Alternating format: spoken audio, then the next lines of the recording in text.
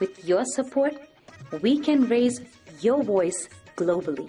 उन्होंने पगड़ी इशू नु बिल्कुल मतलब कि फ्रांस से राष्ट्रपति के सामने लेके आया ही नहीं है.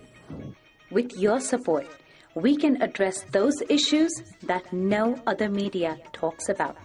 जो हाल अकालियां ने बादल क्या ने इन्हां ने सिक्खी दिया ते बेड़ा गर्क कीता है. With your support, we can bring you breaking news from around the world.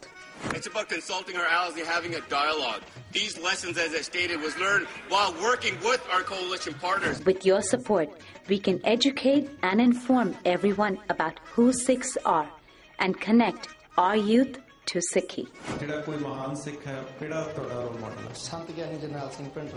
And it's just, representative of a culture that's all about peace. Support your TV channel and help us take your voices to everyone around the world for every human rights issue. United Sikhs ਜਥੇਬੰਦੀ ਨੇ French ਅਤੇ European courts ਦੇ ਨਾਲ-ਨਾਲ United Nations Human Rights Committee ਦਾ ਦਰਵਾਜ਼ਾ ਵੀ ਖੜਕਾਇਆ.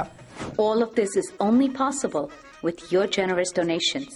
Continue your support to us and let's go further together. To donate today, please log on to our website www.tv84.tv and donate via PayPal on our website, or you can mail us your donations to TV84 36-01 37th Avenue, Long Island City, New York 11101.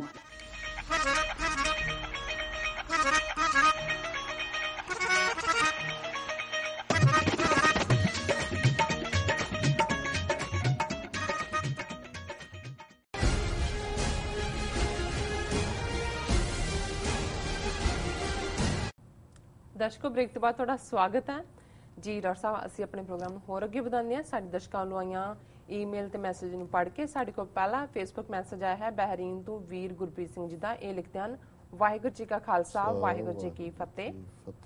ਅੱਜ ਮੈਂ ਭਾਗਵਤ ਗੀਤਾ ਬਾਰੇ ਇੱਕ ਵੱਖਰੇ ਨਜ਼ਰੀਏ ਤੋਂ ਗੱਲ ਕਰਨੀ ਚਾਹਾਂਗਾ। ਮੇਰਾ ਵਿਸ਼ਾ ਹੈ ਕਿ ਭਾਗਵਤ ਗੀਤਾ ਦਾ ਸੰਦੇਸ਼ ਸਿਰਫ ਮਹਾਰਾਜਿਆਂ ਅਤੇ ਉੱਚ ਜਾਤੀਆਂ ਵਾਲਿਆਂ ਲਈ ਹੀ ਹੈ। ਅਰਜੁਨ ਨੂੰ ਕ੍ਰਿਸ਼ਨ ਦੀ ਫੌਜ ਅਤੇ ਬਿਨਾਂ ਸ਼ਸਤਰਾਂ ਵਾਲੇ ਕ੍ਰਿਸ਼ਨ ਵਿੱਚੋਂ ਇੱਕ ਨੂੰ ਚੁਣਨ ਦੀ ਪੇਸ਼ਕਸ਼ ਕੀਤੀ ਗਈ ਸੀ। ਅਰਜੁਨ ਨੇ ਕ੍ਰਿਸ਼ਨ ਨੂੰ ਗੁਰੂ ਦੇ ਤੌਰ ਤੇ ਚੁਣਿਆ ਤੇ ਫਿਰ ਦੁਰਯੋਧਨ ਨੂੰ ਹਜ਼ਾਰਾਂ ਫੌਜੀ ਦੇ ਦਿੱਤੇ ਗਏ ਸਨ। ਜੰਗ ਤੋਂ ਪਹਿਲਾਂ ਜਦੋਂ ਅਰਜੁਨ ਨੇ ਆਪਣੇ ਰਿਸ਼ਤੇਦਾਰਾਂ ਖਿਲਾਫ ਲੜਨ ਤੋਂ ਇਨਕਾਰ ਕਰ ਦਿੱਤਾ ਤਾਂ ਫਿਰ ਕ੍ਰਿਸ਼ਨ ਨੇ ਗੀਤਾ ਦਾ ਉਪਦੇਸ਼ ਦਿੱਤਾ। ਇੱਕ ਸਵਾਲ ਹੈ ਜਿਹੜਾ ਅਰਜੁਨ ਨੇ ਨਹੀਂ ਪੁੱਛਿਆ, ਜੇ ਮੈਂ ਉਸ ਦੀ ਥਾਂ ਤੇ ਹੁੰਦਾ ਤਾਂ ਜ਼ਰੂਰ ਪੁੱਛ ਲੈਂਦਾ। ਉਹ ਇਹ ਹੈ ਕਿ ਜਿਹੜੇ ਫੌਜੀ ਗਰੀਬ ਪਰਿਵਾਰਾਂ ਨਾਲ ਸੰਬੰਧ ਰੱਖਦੇ ਹਨ ਉਹਨਾਂ ਲਈ ਤੁਹਾਡਾ ਕੀ ਉਪਦੇਸ਼ ਹੈ? ਤੁਹਾਡੀ ਤਨਖਾਹ ਤੇ ਹੋਣ ਦੇ ਬਾਵਜੂਦ ਤੁਹਾਡੀ ਫੌਜ ਤੁਹਾਡੇ ਖਿਲਾਫ ਲੜੇਗੀ, ਕੀ ਉਹਨਾਂ ਦੀ ਕਿਸਮਤ ਘੜਨ ਦਾ ਹੱਕ ਹੈ ਉਹਨਾਂ ਕੋਲ? ਤੁਹਾਨੂੰ ਪਤਾ ਹੈ ਕਿ ਦੁਰਯੋਧਨ ਅਧਰਮ ਵਾਲੇ ਪਾਸੇ ਹੈ, ਇਸ ਦੇ ਬਾਵਜੂਦ ਤੁਸੀਂ ਫੌਜ ਨੂੰ ਉਸ ਦਾ ਸਾਥ ਦੇਣ ਲਈ ਕਿਹਾ। ਸੈਂਕੜਿਆਂ ਦੀ ਮੌਤ ਹੋ ਜਾਵੇਗੀ, ਕੀ ਉਹ ਤੁਹਾਡਾ ਹੁਕਮ ਮੰਨਣ ਤੋਂ ਇਨਕਾਰ ਕਰ ਸਕਦੇ ਹਨ? ਕਿਉਂਕਿ ਪਹਿਲਾ ਉਹਨਾਂ ਨੂੰ ਆਪਣੇ ਰਾਜੇ ਖਿਲਾਫ ਲੜਨਾ ਪਵੇਗਾ, ਦੂਸਰਾ ਉਹ ਅਧਰਮ ਦਾ ਸਾਥ ਦੇਣਗੇ। ਜੇ ਉਹ ਤੁਹਾਡੇ ਕੋਲ ਆ ਕੇ ਨਾ ਲੜਨ ਦੀ ਇੱਛਾ ਜ਼ਾਹਰ ਕਰਨ ਫਿਰ ਤੁਸੀਂ ਉਹਨਾਂ ਨੂੰ ਕੀ ਕਹੋਗੇ? ਜਾਂ ਫਿਰ ਇਹ ਗੀਤਾ ਦਾ ਉਪਦੇਸ਼ ਸਿਰਫ ਰਾਜਿਆਂ ਅਤੇ ਉੱਚ ਜਾਤੀਆਂ ਲਈ ਹੈ? ਹੁਣ ਸਵਾਲ ਇਹ ਉੱਠਦਾ ਹੈ ਕਿ ਇਹਨਾਂ ਰਮਾਇਣ ਮਹਾਭਾਰਤ ਦੀਆਂ ਮਿਥਿਹਾਸਕ ਕਹਾਣੀਆਂ ਵਿੱਚ ਇੱਕ ਆਮ ਫੌਜੀ ਨੇ ਮਰਨਾ ਹੀ ਹੁੰਦਾ ਹੈ, ਭਾਵੇਂ ਉਹ ਰੱਬ ਵੱਲੋਂ ਲੜੇ ਜਾਂ ਫਿਰ ਸ਼ੈਤਾਨ ਵੱਲੋਂ। ਸਾਰੀਆਂ ਸ਼ਕਤੀਆਂ ਰਾਜਿਆਂ ਰਿਸ਼ੀਆਂ ਲਈ ਹੀ ਹਨ। ਰੱਬੀ ਹਥਿਆਰ ਦੇ ਇੱਕ ਤੀਰ ਨਾਲ ਸੈਂਕੜਿਆਂ ਫੌਜੀਆਂ ਦੀ ਮੌਤ ਹੋ ਜਾਂਦੀ ਹੈ ਤੇ ਕੋਈ ਉਹਨਾਂ ਨੂੰ ਪੁੱਛਦਾ ਤੱਕ ਨਹੀਂ। ਧੰਨਵਾਦ ਜੀ ਡਾਕਟਰ ਸਾਹਿਬ। ਵੀਰ ਗੁਰਪ੍ਰੀਤ ਸਿੰਘ ਜੀ ਦਾ ਬਹੁਤ-ਬਹੁਤ ਸ਼ੁਕਰੀਆ, ਉਹਨਾਂ ਨੇ ਸਾਨੂੰ ਬਹਿਰੀਨ ਤੋਂ ਲਿਖਿਆ ਜੀ। ਉਹਨਾਂ ਨੇ ਬੜਾ ਸਿਧਾਂਤਕ ਸਵਾਲ ਪੁੱਛਿਆ ਕਿਉਂਕਿ ਇਹ ਮਹਾਭਾਰਤ ਜਿਹੜਾ ਕਿ ਉਸ ਦਾ ਜਿਹੜੀ ਸ਼੍ਰੀਮਦ ਭਾਗਵਤ ਗੀਤਾ ਹੈ ਉਹ ਮਹਾਭਾਰਤ ਜਿਹੜਾ ਕਿ ਮੇਨ ਐਪਿਕ ਹੈ ਉਹਦਾ ਇੱਕ ਹਿੱਸਾ ਹੈ। ਔਰ ਉਸ ਬਾਰੇ ਕਿਹਾ ਜਾਂਦਾ ਹੈ ਕਿ ਇਹ ਕ੍ਰਿਸ਼ਨ ਜੀ ਨੇ ਉਸ ਜੰਗ ਦੇ ਮੈਦਾਨ ਦੇ ਵਿੱਚ ਜਿਹੜਾ ਅਰਜਨ ਨੂੰ ਉਪਦੇਸ਼ ਦਿੱਤਾ, ਜਦੋਂ ਕਿ ਅਰਜਨ ਨੇ ਚਾਰ ਚਫੇਰੇ ਦੇਖਿਆ ਦੁਸ਼ਮਣ ਦੀ ਫੌਜ ਵੱਲ, ਕੌਰਵਾਂ ਦੇ ਜਿਹੜੇ ਉਹਨਾਂ ਦੇ ਕਜ਼ਨ ਸਨ, ਭਰਾ ਸਨ, ਕਿ ਕਿਤੇ ਗੁਰੂ ਖੜਾ ਹੈ ਦਰੋਣਾਚਾਰੀਆ ਹੈ, ਕਿਤੇ ਆਪਣੇ ਹੀ ਮਾਮੇ ਚਾਚੇ ਤਾਏ ਸਾਰੇ ਉਧਰ ਖੜੇ ਨੇ। ਉਹਨੇ ਧਨੁਸ਼ ਰੱਖ ਦਿੱਤਾ, ਉਹਨੇ ਕਿਹਾ ਜੀ ਮੈਂ ਤਾਂ ਆਪਣਿਆਂ ਨੂੰ ਨਹੀਂ ਮਾਰਨਾ ਹੈ। ਔਰ ਕ੍ਰਿਸ਼ਨ ਜੀ ਨੇ ਜਿਵੇਂ ਉਹਨੂੰ ਅਰਜਨ ਨੂੰ ਇਨਸਪਾਇਰ ਕੀਤਾ ਵੀ ਤੂੰ ਲੜ, ਉਹਦੇ ਚੋਂ ਗੀਤਾ ਦਾ ਉਪਦੇਸ਼ ਨਿਕਲਦਾ।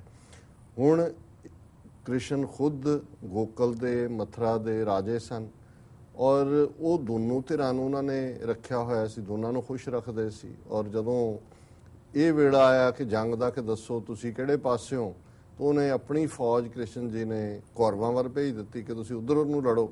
ਆਪ ਜਿਹੜਾ ਉਹ ਰਥਵਾਨ ਬਣ ਗਏ ਪਾਂਡਵਾਂ ਦੇ। ਹੁਣ ਇਸ ਗੱਲ ਨੂੰ ਇਹਨਾਂ ਨੇ ਆਧਾਰ ਬਣਾ ਕੇ ਵੀਰ ਗੁਰਪ੍ਰੀਤ ਸਿੰਘ ਜੀ ਨੇ ਲਿਖਿਆ ਕਿ ਭਾਈ ਜੇ ਧਰਮ ਦਾ ਉਪਦੇਸ਼ ਸੀ ਤੇ ਫਿਰ ਫੌਜੀ ਜਿਹੜੇ ਕੌਰਵਾਂ ਵੱਲ ਭੇਜੇ ਉਹ ਤਾਂ ਧਰਮ ਦੇ ਉੱਤੇ ਖੜੇ ਸੀ ਕੌਰਵ, ਇਹਨਾਂ ਦੇ ਆਪਣੇ ਇਤਿਹਾਸ ਜਾਂ ਮਿਥਿਹਾਸ ਮੁਤਾਬਕ। ਫਿਰ ਤੁਸੀਂ ਇਹ ਧਰਮ ਦਾ ਸਾਥ ਕਿਵੇਂ ਦੇ ਰਹੇ ਹੋ ਜੀ? ਔਰ ਤੁਸੀਂ ਉਹਨਾਂ ਨੂੰ ਸਿਰਫ ਇੱਕ ਰॉ ਮਟੀਰੀਅਲ ਸਮਝਿਆ ਹੋਇਆ, ਇਧਰੋਂ ਮਰਵਾ ਦਿਓ ਉਧਰੋਂ ਮਰਵਾ ਦਿਓ। ਔਰ ਉਹਨਾਂ ਨੇ ਕਨਕਲੂਡ ਵੀ ਇਹੀ ਕੀਤਾ ਹੈ ਕਿ ਭਾਈ ਇਹ ਜਿਹੜੀਆਂ ਕਹਾਣੀਆਂ ਨੇ ਇਹ ਤਾਂ ਰੱਬ ਜਾਂ ਸ਼ੈਤਾਨ ਚੋਂ ਜੋ ਵੀ ਆ ਜਾਏ, ਗਰੀਬ ਨੇ ਮਰਨਾ ਹੀ ਮਰਨਾ। ਔਰ ਜਿਹੜੇ ਕਾਨੂੰਨ ਜਾਂ ਪ੍ਰਾਪਤੀਆਂ ਨੇ ਉਹ ਤਾਂ ਇਹਨਾਂ ਦੇ ਰਾਜਿਆਂ ਤੇ ਰਿਸ਼ੀਆਂ ਲਈ ਨੇ। ਔਰ ਇਸ ਗੱਲ ਨੂੰ ਜਦੋਂ ਬਹੁਤ ਵਾਰ ਗੀਤਾ ਉਪਦੇਸ਼ ਦੀ ਗੱਲ ਹੁੰਦੀ ਹੈ, ਔਰ ਮੈਂ ਅਕਸਰ ਆਪਣੀਆਂ ਪ੍ਰੈਜੈਂਟੇਸ਼ਨਸ ਵੀ ਕਈ ਵਾਰ ਇਸ ਨੂੰ ਦੁਹਰਾਉਂਦਾ ਕਿ ਕਈ ਵਾਰ ਜਦੋਂ ਗੁਰੂ ਗੋਬਿੰਦ ਸਿੰਘ ਸਾਹਿਬ ਨੇ ਜਿਵੇਂ ਪਾਵਰਲੈਸ ਨੂੰ ਪਾਵਰ ਕਰਕੇ ਖਾਲਸਾ ਰੂਪ ਦੇ ਵਿੱਚ ਜ਼ੁਲਮ ਦੇ ਖਿਲਾਫ ਲੜਨ ਲਈ ਖੜਾ ਕੀਤਾ ਜੀ, ਉਸ ਨੂੰ ਕੁਝ ਜਿਹੜੇ ਨੇ ਉਹ ਕ੍ਰਿਸ਼ਨ ਦੇ ਨਾਲ ਜਾਂ ਅਰਜਨ ਨੂੰ ਉਪਦੇਸ਼ ਨਾਲ ਜੋੜਦੇ ਨੇ। ਔਰ ਮੈਂ ਹਮੇਸ਼ਾ ਮੇਰੀ ਸ਼ੁਰੂਆਤ ਇੱਥੋਂ ਹੁੰਦੀ ਹੈ। ਅਰਜਨ ਜਿਹੜੇ ਨੇ ਉਹ ਇੱਕ ਟ੍ਰੇਨਡ ਜਿਹੜੇ ਨੇ ਸ਼ੋਲਜਰ ਨੇ, ਉਹਨਾਂ ਨੇ ਤੀਰ ਅੰਦਾਜ਼ੀ ਦੂਸਰੇ ਪਾਰਟ ਔਰ ਕਸ਼ਤਰੀ ਕੁਲ ਹੈ ਜੀ। ਹੁਣ ਜਿਹੜੀ ਬ੍ਰਾਹਮਣਵਾਦ ਦੀ ਵਰਣ ਆਸ਼ਰਮ ਦੀ ਵੰਡ ਹੈ ਉਹਦੇ ਚ ਬ੍ਰਾਹਮਣ ਕੋਲ ਐਜੂਕੇਸ਼ਨ ਹੈ, ਕਸ਼ਤਰੀ ਸ਼ੋਲਜਰ ਹੈ, ਵੈਸ਼ ਕਾਰੋਬਾਰੀ ਹੈ, ਸ਼ੂਦਰ ਬਾਕੀਆਂ ਦੀ ਸੇਵਾ ਲਈ ਹੈ। ਹੁਣ ਕਸ਼ਤਰੀ ਹੋਣ ਦੇ ਨਾਤੇ ਹੀ ਉਹ ਵਾਰੀਅਰ ਹੈ ਜੀ। ਜਦੋਂ ਕ੍ਰਿਸ਼ਨ ਜੀ ਅਰਜਨ ਨੂੰ ਹਥਿਆਰ ਚੁੱਕ ਕੇ ਲੜਨ ਲਈ ਕਹਿੰਦੇ ਨੇ ਉਹ ਕੋਈ ਜ਼ੁਲਮ ਦੇ ਖਿਲਾਫ ਲੜਨ ਦੀ ਗੱਲ ਨਹੀਂ ਹੈ, ਕੋਈ ਇਨਸਾਨੀਅਤ ਲਈ ਨਹੀਂ ਹੈ, ਕੋਈ ਹਿਊਮੈਨਿਟੇਰੀਅਨਿਜ਼ਮ ਲਈ ਨਹੀਂ ਹੈ, ਕੋਈ ਅਦਰਵਾਈਜ਼ ਜਸਟਿਸ ਲਈ ਨਹੀਂ ਹੈ। ਉਹ ਉਹਨੂੰ ਇਹ ਕਹਿ ਰਹੇ ਨੇ ਕਿ ਤੂੰ ਕਸ਼ਤਰੀ ਹੈ ਔਰ ਕਸ਼ਤਰੀ ਦਾ ਧਰਮ ਹੈ ਲੜਨਾ, ਤੂੰ ਆਪਣੇ ਕਸ਼ਤਰੀ ਧਰਮ ਦੀ ਪਾਲਣਾ ਕਰ। ਹੁਣ ਜਦੋਂ ਧਰਮ ਸ਼ਬਦ ਬੇਸ਼ੱਕ ਅੱਜ ਅਸੀਂ ਵੀ ਇਸਤੇਮਾਲ ਕਰਦੇ ਹਾਂ ਉਹਦੀ ਕਿਉਂਕਿ ਲੂਜ਼ ਕਨੋਟੇਸ਼ਨ ਬਣ ਗਈ ਜੀ, ਪਰ ਜਦੋਂ ਵਰਣ ਆਸ਼ਰਮ ਆਇਆ ਤੇ ਹਰ ਫਿਰਕੇ ਦਾ ਹਰ ਵਰਣ ਦਾ ਧਰਮ ਹੈ।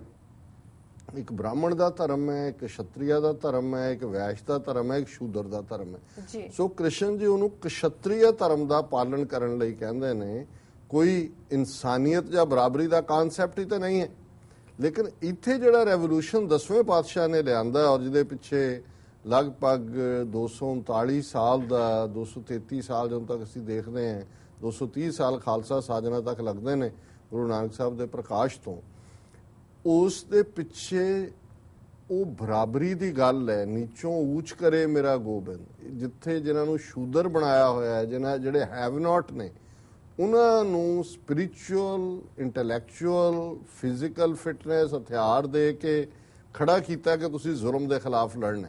ਔਰ ਜਿਹੜੀ ਸਿੱਖੀ ਦਾ ਕਨਸੈਪਟ ਹੈ ਲੜਨ ਦਾ ਉਹ ਤਾਂ ਸੰਤ ਉਬਾਰਨ ਹੈ ਕਿ ਉਹ ਸਿਸਟਮ ਜਿੱਥੇ ਕਿ ਭਲੇ ਲੋਕ ਜਿਹੜੇ ਨੇ ਉਹ ਉਭਰਨ। ਔਰ ਜਿੱਥੇ ਜਦੋਂ ਅਸੀਂ ਪੜ੍ਹਦੇ ਹਾਂ ਦਾਨਵ ਦੇਵ ਨਿੰਦ ਨਿਸਾਚਰ ਭੂਤ ਭਵਿੱਖ ਭਵਾਨ ਜਪੈਂਗੇ ਜੀਵ ਜਿਤੇ ਜਲ ਮੈਂ ਥਲ ਮੈਂ ਪਲ ਹੀ ਪਲ ਮੈਂ ਸਭ ਥਾਪ ਥਪੈਂਗੇ ਪੁਨ ਪ੍ਰਤਾਪਨ ਬਾੜ ਜੈਤ ਧੁਨ ਪਾਪਨ ਕੇ ਉਹ ਪੁੰਜ ਖਪੈਂਗੇ ਸਾਧ ਸਮੂਹ ਪ੍ਰਸੰਨ ਫਿਰੈ ਜਗ ਛਤਰ ਸਭੈ ਅਵਲੋਕ ਚਪੈਂਗੇ। ਕਿ ਉਹ ਸਿਸਟਮ ਜਿੱਥੇ ਭਲੇ ਲੋਕ ਵਿਕਸਿਤ ਹੋਣ ਔਰ ਟਾਇਰੈਂਟਸ ਜਿਹੜੇ ਨੇ ਉਹਨਾਂ ਨੂੰ ਪਤਾਲ ਦੇ ਵਿੱਚ ਵਾੜਨੇ। ਸੋ ਕੁੱਲ ਮਿਲਾ ਕੇ ਸਾਰਾ ਕਨਸੈਪਟ ਹੀ। ਔਰ ਇੱਕ ਸਾਡੇ ਚੰਗੇ ਮਿੱਤਰ ਸਨ ਇੰਟੈਲੈਕਚੁਅਲ ਚੰਡੀਗੜ੍ਹ ਬੇਸਡ, ਉਹ ਕਹਿੰਦੇ ਸੀ, ਕਹਿੰਦੇ ਜੇ ਅੱਜ ਖਾਲਿਸਤਾਨ ਦੀ ਸਟਰਗਲ ਨੂੰ ਤੁਸੀਂ ਲੜਨਾ ਜਾਂ ਦੁਸ਼ਮਣ ਨੂੰ ਸਮਝਣਾ ਤੇ ਸਾਰੇ ਮਹਾਭਾਰਤ ਦੇਖੋ, ਮਹਾਭਾਰਤ ਪੜ੍ਹੋ ਤੇ ਮਹਾਭਾਰਤ ਦੇਖੋ ਕਿ ਉੱਥੇ ਕਿਵੇਂ ਇੱਕ ਤੋਂ ਬਾਅਦ ਇੱਕ ਚਾਲ ਜਿਹੜੀ ਹੈ ਉਹ ਕਦੇ ਕ੍ਰਿਸ਼ਨ ਜੀ ਕੱਢ ਰਹੇ ਨੇ ਆਪਣੇ ਪੱਥੇ ਚੋਂ, ਕਦੇ ਦੂਜੇ ਕੱਢ ਰਹੇ ਨੇ, ਕਿਵੇਂ ਝੂਠ ਨੂੰ ਫਰੇਬ ਨੂੰ ਜਸਟੀਫਾਈ ਕਰਨ ਦੇ ਲਈ ਕੋਈ ਨਾ ਕੋਈ ਬਹਾਨਾ ਬਣਾ ਲਿਆ ਜਾਂਦਾ ਹੈ। ਔਰ ਅਦਰਵਾਈਜ਼ ਜਿਵੇਂ ਇਹਨਾਂ ਨੇ ਵੀ ਕਿਹਾ ਕਿ ਜੇ ਕੌਰਵ ਝੂਠੇ ਨੇ, ਅਧਰਮ ਕਰ ਰਹੇ ਨੇ, ਪਾਪੀ ਨੇ, ਹੱਕ ਖੋਇਆ ਪਾਂਡਵਾਂ ਦਾ, 5 ਪਿੰਡ ਦੇਣ ਨੂੰ ਤਿਆਰ ਨਹੀਂ, ਤੁਸੀਂ ਆਪਣੀ ਫੌਜ ਕਿਉਂ ਮਰਵਾ ਰਹੇ ਹੋ ਕੌਰਵਾਂ ਵੱਲ ਭੇਜ ਕੇ, ਜੇ ਤੁਹਾਨੂੰ ਪਤਾ ਹੈ ਵੀ ਅਲਟੀਮੇਟਲੀ ਤੁਸੀਂ ਪਾਂਡਵਾਂ ਨੂੰ ਜਿਤਾਣਾ ਜੀ। ਲੇਕਿਨ ਇਹ ਹੁਣ ਆਰਟ ਆਫ ਡਿਪਲੋਮੇਸੀ ਕਹਿਣਗੇ ਕਿ ਜੀ ਇੱਧਰ ਵੀ ਰੱਖੋ ਇੱਧਰ ਵੀ ਰੱਖੋ। ਜਿਵੇਂ ਸਾਡੇ ਕਈ ਬੜੇ ਡਿਪਲੋਮੈਟ ਕਿਸਮ ਦੇ ਬੰਦੇ ਹੋਣਗੇ, ਉਹਨਾਂ ਨੂੰ ਕਹੋ ਜੀ ਵੀ ਸਮਝੌਤਾ ਕਰਾਓ ਬੰਤਾ ਸਿੰਘ ਤੇ ਸੰਤਾ ਸਿੰਘ ਦੇ ਵਿਚਾਲੇ, ਉਹ ਜਾ ਕੇ ਦੋਨਾਂ ਦੀਆਂ ਗੱਲਾਂ ਸੁਣਨਗੇ, ਫਿਰ ਉਹ ਕਹਿਣਗੇ ਬੰਤਾ ਸਿੰਘ ਜੀ ਜੋ ਗੱਲ ਤੁਸੀਂ ਕਹੀ ਹੈ ਬਿਲਕੁਲ ਠੀਕ ਹੈ, ਤੇ ਵੈਸੇ ਗੱਲ ਸੰਤਾ ਸਿੰਘ ਦੀ ਵੀ ਗਲਤ ਨਹੀਂ ਹੈਗੀ। ਹੁਣ ਉਹਦੇ 'ਚ ਇਹ ਹੈ, ਹੁਣ ਜੇ ਤੁਸੀਂ ਮਹਾਭਾਰਤ ਦੇਖੋ ਤੇ ਇਵੇਂ ਹੀ ਹੈ, ਪੈਰ ਪੈਰ ਦੇ ਉੱਤੇ ਧੋਖਾ। ਜੇ ਕਿਤੇ ਕਿਸੇ ਨੂੰ ਹੈ ਕਿ ਵੀ ਬਲੋ ਦਾ ਬੈਲਟ ਵਾਰ ਨਹੀਂ ਕਰਨਾ ਤੇ ਕੋਈ ਹੋਰ ਤਰਕੀਬ ਲੱਭ ਲਈ ਵਾਰ ਕਰਨ ਦੀ। ਜੇ ਕਿਹਾ ਵੀ ਭੀਸ਼ਮ ਪਿਤਾਮਾ ਮਰਦਾ ਨਹੀਂ ਜਦੋਂ ਤੱਕ ਉਹਨੂੰ ਇਹ ਨਾ ਹੋਏ ਕਿ ਬਈ ਅਸ਼ਵਥਾਮੇ 'ਚ ਉਹਦੀ ਜਾਨ ਅਟਕੀ, ਹਾਥੀ ਦਾ ਨਾਂ ਰੱਖਤਾ ਅਸ਼ਵਥਾਮਾ। ਉਹਦੇ ਨੇੜੇ ਜਾ ਕੇ ਕਿਨੇ ਕਿਹਾ, ਉੱਚੀ ਸਾਰੀ ਕਿਹਾ ਅਸ਼ਵਥਾਮਾ, ਫਿਰ ਉਹਨਾਂ ਨੇ ਕਿਹਾ ਹਾਥੀ ਮਰ ਗਿਆ, ਉਹ ਮਰ ਗਿਆ ਭੀਸ਼ਮ ਪਿਤਾਮਾ। ਪਰ ਹੁਣ ਝੂਠ ਵੀ ਬੋਲਿਆ ਤੇ ਝੂਠ ਇਸ ਤਰੀਕੇ ਨਾਲ ਯੁਧਿਸ਼ਟਰ ਨੇ ਬੋਲਿਆ ਕਿ ਹਾਥੀ ਉਹਨੂੰ ਸੁਣੇ ਨਾ। ਉਹਨੇ ਕਿਹਾ ਜੀ ਮੈਂ ਤਾਂ ਕੋਈ ਇਹ ਥੋੜੀ ਕਿਹਾ ਵੀ ਅਸ਼ਵਥਾਮਾ ਮਰ ਗਿਆ, ਮੈਂ ਕਿਹਾ ਅਸ਼ਵਥਾਮਾ ਹਾਥੀ ਮਰ ਗਿਆ। ਸੋ ਇਸ ਕਿਸਮ ਦੇ ਬਹੁਤ ਸਾਰੇ ਵਾਕਿਆਤ ਤੁਸੀਂ ਦੇਖਦੇ ਹੋ। ਸੋ ਇਹਨਾਂ ਦਾ ਤਾਂ ਸਾਰਾ ਕੁਝ ਹੀ ਇਸ ਦੇ ਦੁਆਲੇ ਘੁੰਮਦਾ ਹੈ, ਛਲ ਕਪਟ। ਇਸੇ ਤਰ੍ਹਾਂ ਜੇ ਤੁਸੀਂ ਰਾਮਚੰਦਰ ਜੀ ਦਾ ਦੇਖੋ, ਕਿਵੇਂ ਛਲ ਦੇ ਨਾਲ ਬਾਲੀ ਨੂੰ ਮਾਰਿਆ, ਕਿਵੇਂ ਰਾਵਣ ਨੂੰ ਮਾਰਨ ਦੇ ਲਈ ਉਹਦਾ ਭਰਾ ਪੱਟਿਆ, ਉਹਨੂੰ ਕਿਹਾ ਕਿ ਵੀ ਤੈਨੂੰ ਰਾਜ ਦੇ ਦੇਵਾਂਗੇ, ਮੁੜ ਕੇ ਲੰਕਾ ਦਾ ਥੇ ਹੀ ਉਹਦੇ ਹਵਾਲੇ ਕੀਤਾ, ਰਾਜ ਤਾਂ ਕੀ ਮਿਲਣਾ ਸੀ। ਸੋ ਕੁੱਲ ਮਿਲਾ ਕੇ ਅਸੀਂ ਸਮਝਦੇ ਹਾਂ ਕਿ ਇਹ ਜੇ ਇਹਨਾਂ ਦੀ ਅਸੀਂ ਇਹ ਦੇਖੀਏ ਤਾਂ ਇਹ ਦੁਰਨੀਤੀ ਰਹੀ ਹੈ, ਉਹਦੇ 'ਚ ਕੋਈ ਅਖਲਾਕ ਕੋਈ ਮੋਰੈਲਿਟੀ ਨਾਂ ਦੀ ਕੋਈ ਚੀਜ਼ ਨਹੀਂ ਰਹੀ। ਸੋ ਇਹਨਾਂ ਦਾ ਬਹੁਤ ਬਹੁਤ ਸ਼ੁਕਰੀਆ ਵੀਰ ਗੁਰਪ੍ਰੀਤ ਸਿੰਘ ਜੀ ਦਾ, ਉਹਨਾਂ ਨੇ ਸਾਨੂੰ ਲਿਖਿਆ। ਜੀ ਰਸਾ ਇੱਥੇ ਲੈਣਾ ਬ੍ਰੇਕ। ਵਿਊਅਰਸ ਤੁਸੀਂ ਇਸ ਤਰ੍ਹਾਂ ਬਣੇ ਰਹੋ, ਮਿਲਦੇ ਹਾਂ ਆਫਟਰ ਦਿਸ ਸ਼ਾਰਟ ਬ੍ਰੇਕ।